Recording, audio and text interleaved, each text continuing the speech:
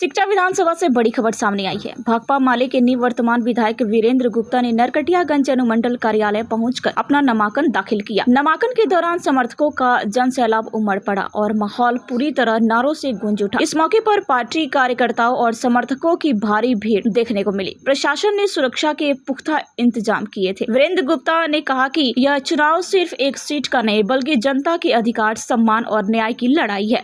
हम भ्रष्टाचार, बेरोजगारी और पलायन के खिलाफ लड़ रहे हैं। सरकार पर निशाना साधते हुए कहा कि डबल इंजन की सरकार ने विकास के नाम पर जनता को ठगा है और प्रशासन को दमन का औजार बना दिया है। उन्होंने कहा है कि किसानों के हक, युवाओं के रोजगार और गरीबों के सम्मान की लड़ाई अब निर्णायक मोड़ पर है। सिकटा विधानसभा से आज भाकपा माले इंडिया गठबंधन समर्थित प्रत्याशी के रूप में आज नामांकन मैंने किया है।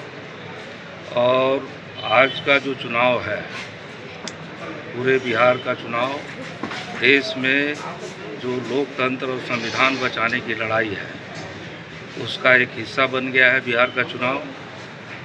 तो ये पूरे बिहार की जनता ने ये पूरे तौर पे ये शपथ लिया है कि अब की बार हम संविधान को बचाने के लिए, लोकतंत्र को बचाने के लिए, जो देश में फांसीवादी निज़ाम चल रहा है, तरह तरह के काले कानून बनाए जा रहे हैं, उस राज का अंत करने के लिए पहले हम बिहार में सरकार बनाएंगे और उसके बाद फिर हिंदुस्तान में सरकार बनाने की दिशा में हम लोग बढ़ेंगे।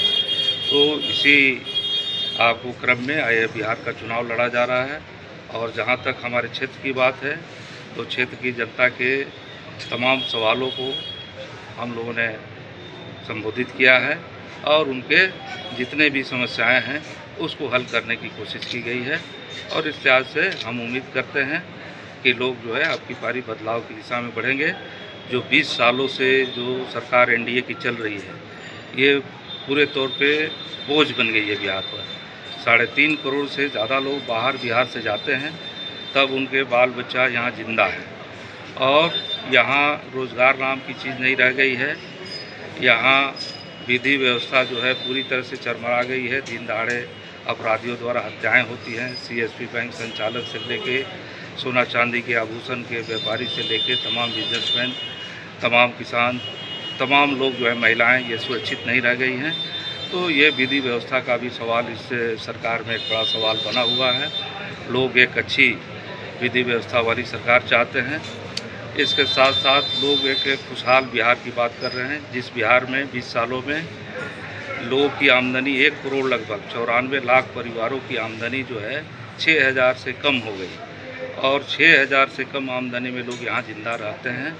तो ये जो बदहाली है, इस बदहाली को बदलना है, बिहार को बदलना है और बिहार को खुशहाल रास्ते पर ले जाना है।